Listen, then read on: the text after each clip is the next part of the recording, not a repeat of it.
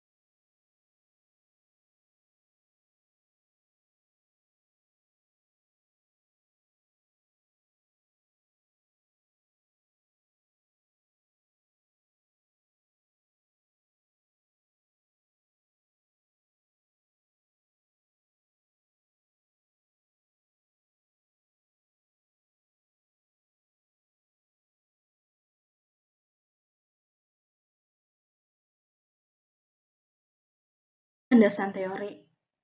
Yang pertama ada tinjauan hasil belajar PKN, dan yang A ada belajar.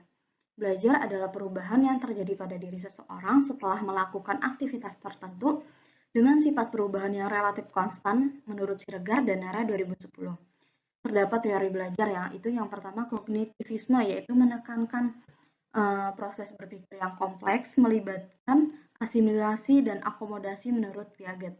Yang kedua ada behaviorisme, yaitu perubahan perilaku akibat interaksi stimulus dan respon. Dan yang terakhir ada konstruktivisme, yaitu proses pembentukan pengetahuan melalui aktivitas siswa.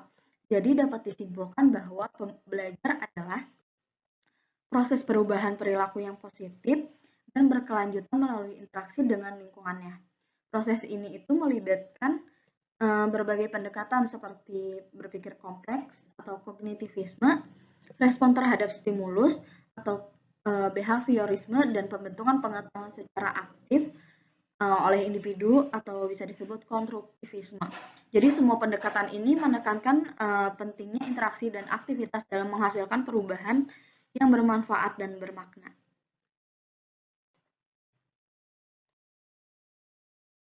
Hasil belajar pada hakikatnya merupakan perubahan tingkah laku siswa setelah melalui proses belajar mengajar.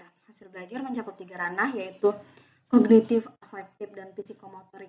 Yang pertama ranah kognitif, yaitu melibatkan pengetahuan, pemahaman, aplikasi, analisis, evaluasi, dan sintesis. Yang kedua yaitu terdapat ranah afektif yang meliputi sikap, nilai, dan minat. Sedangkan ranah psikomotorik berkaitan dengan kemampuan gerak dan keterampilan. Faktor yang mempengaruhi hasil belajar dapat berasal dari dalam diri individu atau internal, seperti faktor jasmani, psikologis, dan kelelahan, maupun dari lingkungan atau eksternal, itu seperti keluarga, sekolah, dan masyarakat.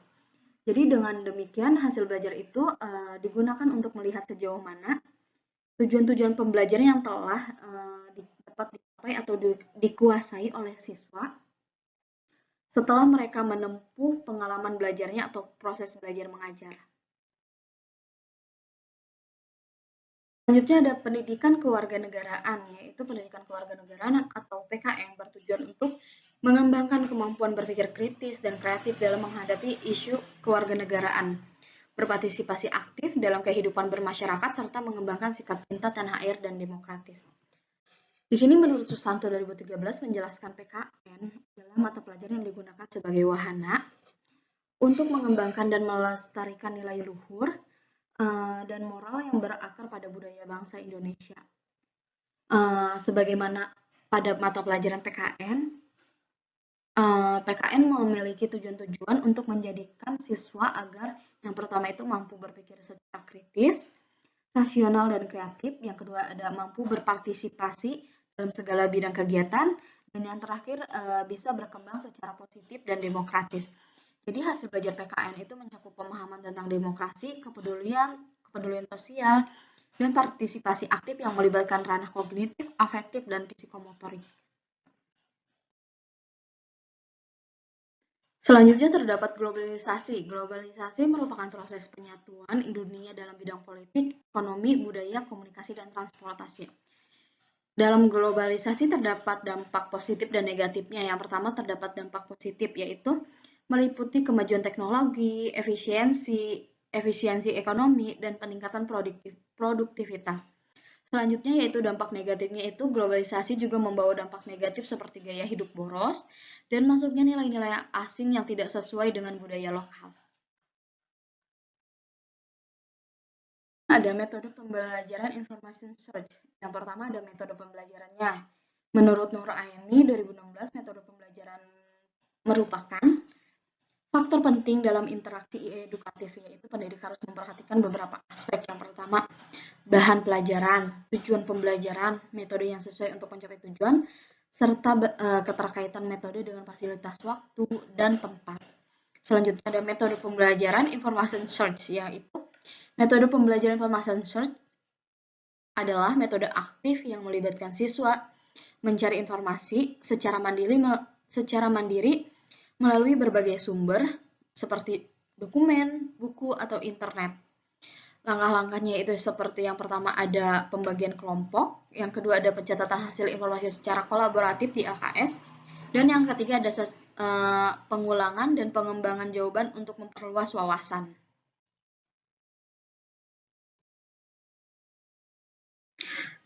Selanjutnya terdapat karakteristik anak usia sekolah dasar, yaitu pada karakteristik ini siswa sekolah dasar pada usia 9-10 tahun sesuai dengan tahap operasional konkret menurut Piaget. Siswa pada tahap ini cenderung berpikir konkret dan faktual, serta memerlukan aktivitas yang melatih perkembangan kognitif mereka. Selanjutnya terdapat penelitian relevan yang terdapat dua, yaitu menurut Ipung Purnamasari dan Munasika, yaitu penelitian yang relevan menunjukkan bahwa metode information search efektif untuk meningkatkan hasil belajar siswa seperti yang dikemukakan dalam penelitian Ipung Purnamasari yang berjudul tentang penerapan strategi information search sebagai upaya meningkatkan prestasi belajar siswa kelas 5 pada mata pelajaran ilmu pengetahuan sosial di MIN Yogyakarta 2. Dan penelitian relevan menurut Munasika yaitu yang berjudul upaya meningkatkan pemahaman mata pelajaran Al-Quran Hadis pada materi pokok kandungan surat An-Nas melalui strategi information search pada siswa kelas 4 MI Sidorejo Tegalrejo Magelang. Jadi, dapat disimpulkan penelitian ini memperkuat kesimpulan bahwa metode information search dapat diterapkan untuk meningkatkan pemahaman dan prestasi siswa di berbagai mata pelajaran termasuk PKN. Selanjutnya yaitu terdapat kerangka berpikir, yaitu yang pertama ada kondisi saat itu, ada metode pembelajaran yang digunakan, metode konvensional, siswa pasif dalam kegiatan pembelajaran, pendaya gunaan sumber belajar belum optimal, dan rendahnya hasil belajar siswa. Yang kedua itu ada tindakan, yaitu penerapan metode pembelajaran information search, meningkatkan aktivitas siswa dalam pembelajaran melalui metode information search di kelas. Dan yang terakhir ada tujuan atau hasil, yaitu hasil belajar siswa yang meningkat. Dan selanjutnya terdapat hipotesis tindakan berpikir. Hipotesis tindakan dalam penelitian ini merupakan penggunaan metode information search digunakan dapat meningkatkan hasil belajar PKN tentang globalisasi pada siswa kelas 4 SDN Karangtengah 3, Kota Tangerang. Selanjutnya bab 3 yaitu metodologi penelitian. Yang A, terdapat pendekatan penelitian. Penelitian ini merupakan penelitian tindakan kelas atau PTK dengan tujuan memperbaiki dan meningkatkan mutu pembelajaran melalui tindakan yang direncanakan. Penelitian ini menggunakan model spiral kemis dan MC Taggart yang terdiri dari tahapan berulang, perencanaan, tindakan, pengamatan, dan refleksi. Selanjutnya terdapat kehadiran dan peran peneliti di lapangan, yaitu peneliti bertindak sebagai guru sekaligus peneliti yang merancang, melaksanakan, mengamati, dan merefleksikan pembelajaran PKN di kelas 4 menggunakan metode information search. Penelitian ini dilakukan dengan bantuan dua observer, yaitu guru kelas 3 dan guru kelas 4 untuk mengawasi atau untuk mengamati tindakan guru serta aktivitas siswa. Selanjutnya yaitu yang C, ada tempat dan waktu penelitian. Penelitian ini dilakukan di SDN Negeri Karangtengah 3 Kota Tangerang. Penelitian ini direncanakan dilakukan pada bulan September 2015 sampai dengan bulan Juni 2016.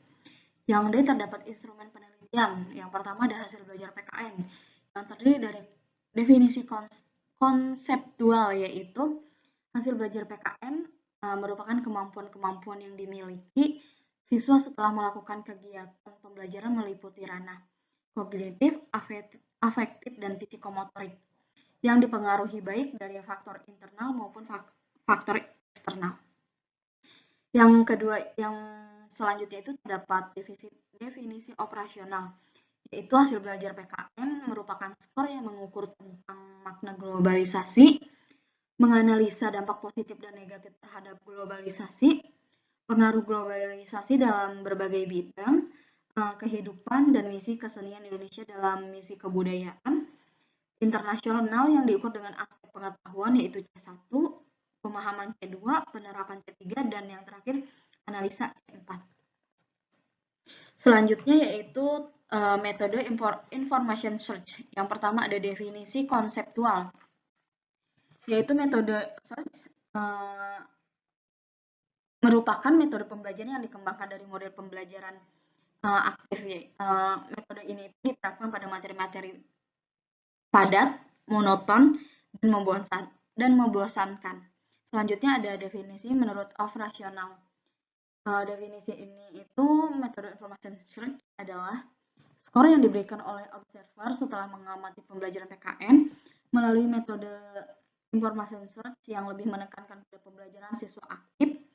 Siswa dapat mengkonstruksi pengetahuan yang sudah dimilikinya melalui pembelajaran kooperatif atau kerjasama, serta dapat mengembangkan inisiatif dan tanggung jawab belajarnya. Indikator keberhasilan, yaitu indikator keberhasilan ditetapkan untuk menilai apakah ada peningkatan hasil belajar dalam setiap siklus penelitian. Hasil belajar siswa dianggap meningkat jika minimal 85% siswa mencapai nilai KKM kurang lebih 75 dan tindakan dinyatakan berhasil jika seluruh proses pembelajaran oleh guru sesuai dengan skenario yang dirancang. Selanjutnya yang F terdapat teknik pengumpulan data. Yang pertama itu tes. Tes merupakan kemampuan hasil belajar siswa yang diambil dari hasil belajar, yaitu berupa tes pilihan ganda atau PG pada setiap akhir siklus. Yang kedua yaitu observasi, merupakan pengumpulan data dengan teknik ini dilakukan dengan mengandalkan pengamatan langsung dengan objek penelitian terhadap siswa maupun guru dengan menggunakan lembar observasi. Selanjutnya yaitu dokumentasi, merupakan melalui dokumentasi yang dikumpulkan, maka akan dapat terkumpul data yang dibutuhkan dalam penelitian. Dan yang terakhir itu ya catatan lapangan. Catatan lapangan ini merupakan salah satu dokumen yang dapat membantu guru dalam merefleksikan kegiatan yang dilakukan selama kegiatan. Terdapat teknik analisis data, yaitu analisis data dalam penelitian tindakan bertujuan untuk memastikan adanya perbaikan, peningkatan, atau perubahan yang diharapkan. Data dianalisis secara kuantitatif dan kualitatif. Analisis kualitatif dilakukan melalui proses seleksi, penyederhanaan, klasifikasi, pengorganisasian, dan abstraksi data untuk menyimpulkan makna. Model kualitatif yang digunakan adalah Mills dan Huberman, meliputi yang pertama ada reduksi data, yaitu memilih data pentingnya dan relevan. Yang kedua itu ada sajian data, yaitu penyajian narasi, tabel, atau visual secara sistematis. Dan yang terakhir ada penyimpulan, yaitu menilai dampak dan efektivitas penelitian tindakan. Terdapat H, yaitu keabsahan data. Untuk memperoleh penyajian data yang akurat, maka dibutuhkan pemeriksaan sumber data. Dalam hal ini meliputi simulasi sumber, yaitu untuk menguji kredibilitas data dilakukan dengan cara mengecek data yang telah diperoleh melalui beberapa sumber. Sebagai contoh seperti untuk menguji kredibilitas data tentang perilaku murid, maka pengumpulan data dan pengujian data yang telah diperoleh dapat dilakukan ke guru dan murid yang bersangkutan dengan orang tuanya.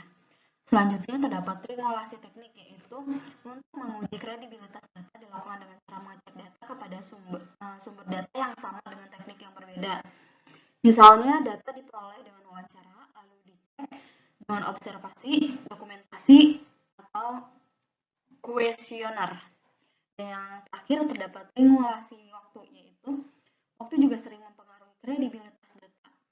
Data yang dikumpulkan dengan teknik wawancara di pagi hari pada saat narasumber masih segar, belum banyak masalah, dan akan memberikan data yang lebih valid sehingga lebih kredibel.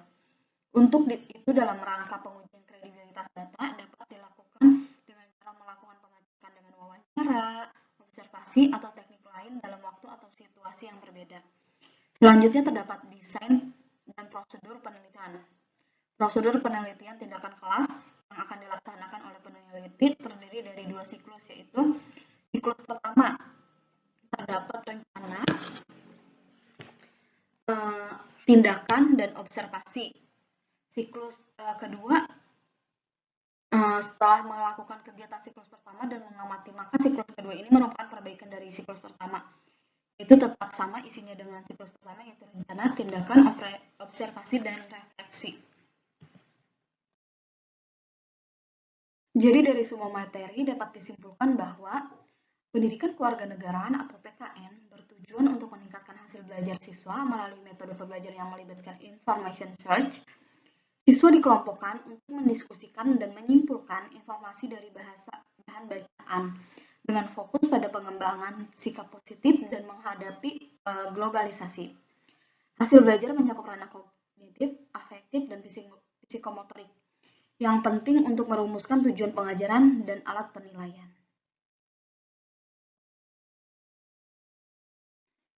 Cukup sekian presentasi dari saya, kurang lebihnya mohon maaf. Wassalamualaikum warahmatullahi wabarakatuh.